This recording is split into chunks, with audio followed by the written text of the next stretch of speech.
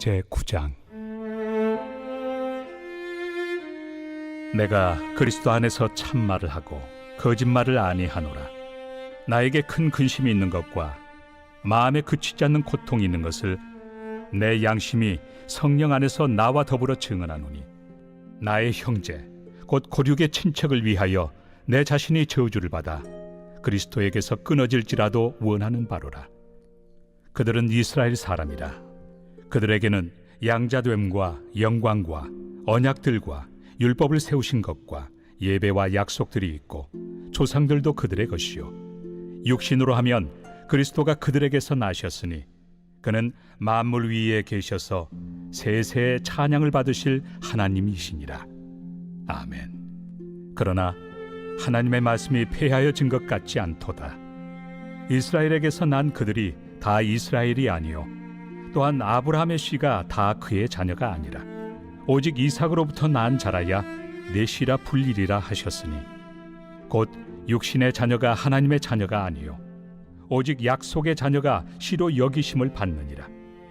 약속의 말씀은 이것이니, 명년 이때에 내가 이르리니 사라에게 아들이 있으리라 하심이라. 그뿐 아니라 또한 리브가가 우리 조상 이삭 한 사람으로 말미암아 임신하였는데, 그 자식들이 아직 나지도 아니하고 무슨 선이나 악을 행하지 아니한 때에 택하심을 따라 되는 하나님의 뜻이 행위로 말미암지 않고 오직 부르시는 이로 말미암아 서게 하려 하사, 리브가에게 이르시되 큰 자가 어린 자를 섬기리라 하셨나니, 기록된 바 내가 야곱은 사랑하고 에서는 미워하였다 하심과 같으니라. 그런즉 우리가 무슨 말을 하리요?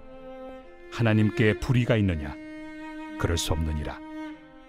모세에게 이르시되 내가 궁휼히 여길 자를 궁휼히 여기고 불쌍히 여길 자를 불쌍히 여기리라. 그런즉 원하는 자로 말미암음도 아니요 다른 박질하는 자로 말미암음도 아니요 오직 긍휼히 여기시는 하나님으로 말미암음이니라. 성경이 바로에게 이르시되 내가 이 일을 위하여 너를 세웠으니 곧 너로 말미암아 내 능력을 보이고 내 이름이 온 땅에 전파되게 하려 함이라 하셨으니, 그런즉 하나님께서 하고자 하시는 자를 긍휼히 여기시고 하고자 하시는 자를 완악하게 하시느니라. 혹 내가 내게 말하기를 그러면 하나님이 어찌하여 허물하시느냐, 누가 그 뜻을 대적하느냐 하리니, 이 사람아, 내가 누구이기에 감히 하나님께 반문하느냐? 지음을 받은 물건이 지은 자에게 어찌 나를 이같이 만들었느냐 말하겠느냐? 토기장이가 진흙 한 덩이로 하나는 귀히 쓸 그릇을, 하나는 천히 쓸 그릇을 만들 권한이 없느냐? 만일 하나님이 그의 진노를 보이시고 그의 능력을 알게 하고자 하사 멸하기로 준비된 진노의 그릇을 오래 참으심으로 관용하시고, 또한 영광 받기로 예비하신 바 긍휼의 그릇에 대하여 그 영광의 풍성함을 알게 하고자 하셨을지라도 무슨 말을 하리요? 이 그릇은 우리니 곧 유대인 중에서뿐 아니라 이방인 중에서도 부르신 자니라. 호세야 그래도 이르기를 내가 내 백성 아닌 자를 내 백성이라, 사랑하지 아니한 자를 사랑한 자라 부르리라. 너희는 내 백성이 아니라 한 그곳에서 그들이 살아계신 하나님의 아들이라 일컬음을 받으리라. 또 이사야가 이스라엘에 관하여 외치되 이스라엘 자손들의 수가 비록 바다의 모래가 들지라도 남은 자만 구원을 받으리니 주께서 땅 위에서 그 말씀을 이루고 속히 시행하시리라. 또한 이사야가 미리 말한 바 만일 만군의 주께서 우리에게 씨를 남겨두지 아니하셨더라면 우리가 소돔과 같이 되고 고모라와 같았으리로다. 함과 같으니라. 그런즉 우리가 무슨 말을 하리요? 의를 따르지 아니한 이방인들이 의를 얻었으니 곧 믿음에서 난 의요, 의의 법을 따라간 이스라엘은 율법에 이르지 못하였으니 어찌 그러하냐? 이는 그들이 믿음을 의지하지 않고 행위를 의지함이라. 부딪힐 돌에 부딪혔느니라. 기록된 바 보라, 내가 걸림돌과 거치는 바위를 시온에 두노니 그를 믿는 자는 부끄러움을 당하지 아니하리라. 함과 같으니라. 오늘의 말씀 로마서 9장입니다. 오늘 본문 말씀의 시작은 바울이 믿지 않는 유대인들에 대한 깊은 슬픔을 표현하고 있습니다. 3절의 말씀입니다. 나의 형제 곧 골육의 친척을 위하여 내 자신이 저주를 받아 그리스도에게 끊어질지라도 원하는 바로다. 여기서 나의 형제는 믿지 않는 유대인들을 뜻합니다.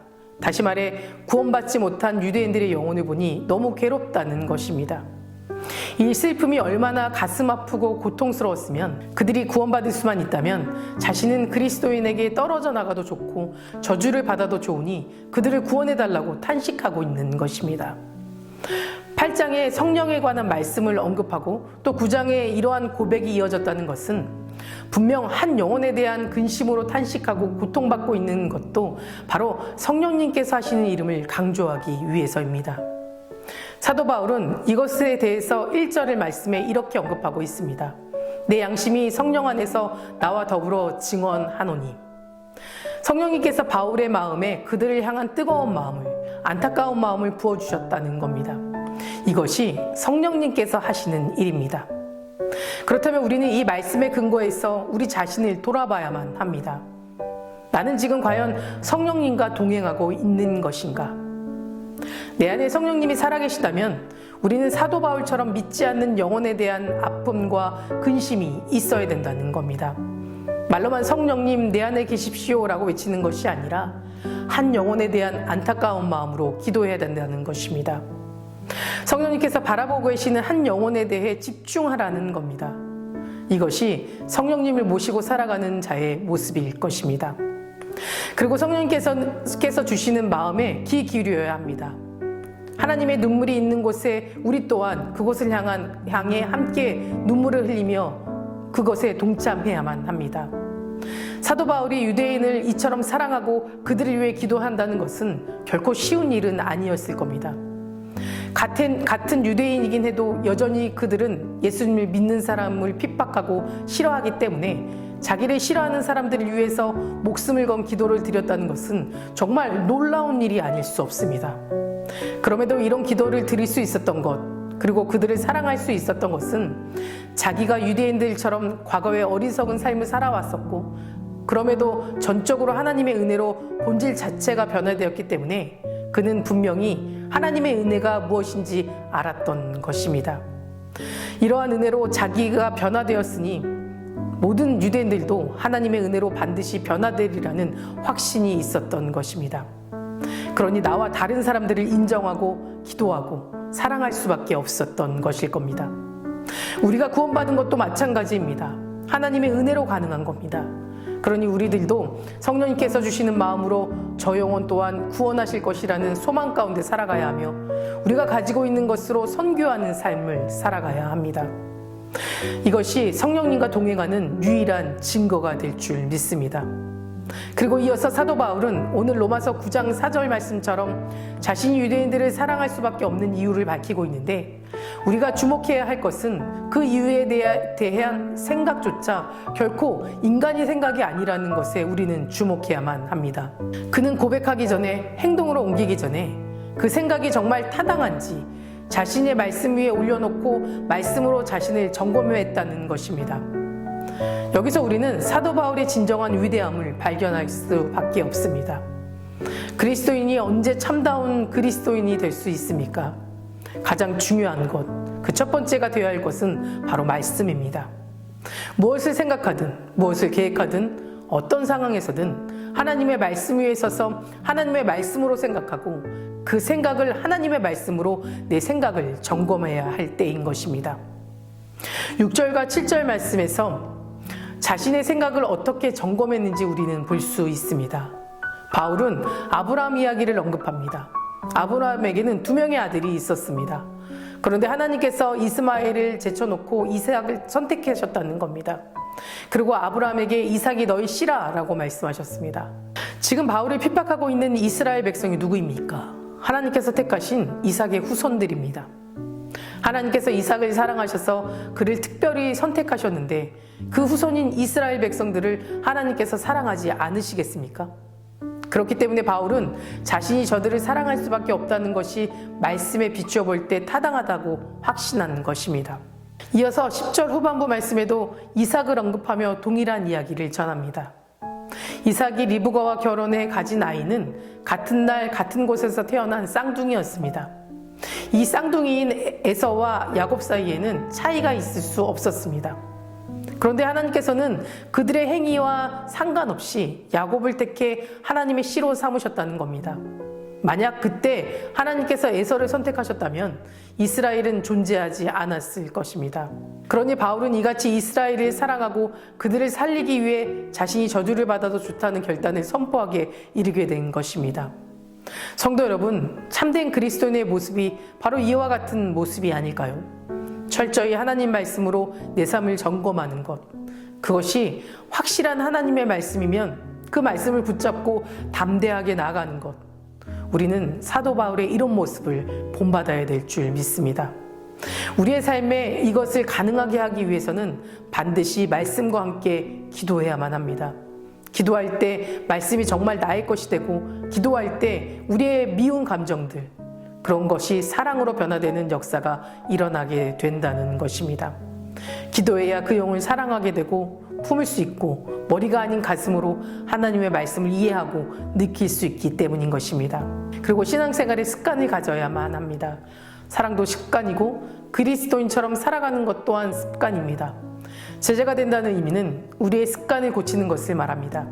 하나님과 동행하여 승리하는 것들이 습관이 되고, 그것이 우리의 무의식 가운데서도 우리의 삶에 영향을 미치게 된다면, 우리는 말씀을 인식하지 않고 있어도 말씀대로 사는 것이 습관이 되어 있다면, 우리는 매일 삶 속에서 나도 모르게 하나님을 향해 편안하게 달려가는 내 자신을 보게 될 줄 믿습니다. 사랑하는 성도 여러분, 기억하시기 바랍니다. 말씀이 우리의 삶을 지배하도록, 그리고 기도로 우리의 마음에 불을 붙이고, 이 모든 우리의 노력들이 승리하는 습관으로 이어져서 의식하지 않아도 말씀대로 살아가는 귀한 습관이 몸에 배일 수 있도록 우리 모두가 참된 그리스도인이 되기를 간절히 기도합니다. 다 같이 기도하시겠습니다. 오늘은 화요일입니다. 화요일의 공동기도 제목은 코로나의 종식을 위해서 함께 기도하겠습니다. 먼저 코로나부터 성도들의 건강을 지켜달라고 기도해 주시고, 코로나로부터 자유하게 하시고 예배의 자리에 담대히 나올 수 있도록 함께 기도해 주시기 바랍니다. 자비로우신 하나님, 이 새벽 주님께 나와 기도하게 하심에 감사드립니다. 우리의 삶이 세상을 살며 참된 그리스도인의 모습으로 철저하게 하나님의 말씀으로 살아가게 하시고, 하나님 안에서 나의 삶을 되돌아볼 수 있도록 인도하여 주시옵소서. 우리의 믿음을 붙잡아 주시고 세상에서 흔들리지 않고 주님을 굳건히 붙잡고 믿음 가운데 살아가도록 인도하여 주시옵소서. 특별히 코로나가 하루속히 종식되게 하여 주셔서 어려운 시간 중에도 믿음 잃지 않고 주님 붙잡고 이겨낼 수 있도록 도와주시며, 코로나로부터 교회와 성도님들의 삶을 지켜주셔서 더욱 하나님 말씀을 붙잡고 예배하는 믿음의 성도들 될 수 있도록 우리의 믿음을 회복시켜 주시옵소서. 담임 목사님 말씀 선포하실 때마다 먼저 은혜로 가득 채워주시고, 선포되는 말씀을 듣는 모든 성도님들의 마음이 열리고 그 말씀을 붙잡는 귀한 역사가 일어나게 하여 주시옵소서. 다음 세대 아이들 믿음을 지켜주실 줄 믿습니다. 우리 아이들이 말씀으로 자라고 기도로 성장하는 아이들 되게 하시며, 세상에서 빛과 소금의 역할을 잘 감당하는 제자 되게 하여 주시옵소서. 암으로 치유받고 있는 박재순 권사님, 유은영 권사님, 김지아 권사님, 이영숙 권사님, 이명숙 권사님, 오유미 집사님, 이동춘 성도님, 박세윤 청년, 유교민 청년, 주님 끝까지 치유하여 주시옵시고 소망 가운데 살게 하여 주시며, 추석 중인 성도님들, 사고로 입원 중인 성도님들 힘을 더하여 주시고, 우울증, 공황장애, 불면증 겪고 있는 성도님들에게는 담대한 마음과 평안함을 허락하여 주시옵소서. 새벽마다 1000번째 드리며 간구하는 제목에 응답하여 주실 줄 믿사오며, 이 모든 말씀 예수 그리스도의 이름으로 간절히 기도드립니다. 아멘.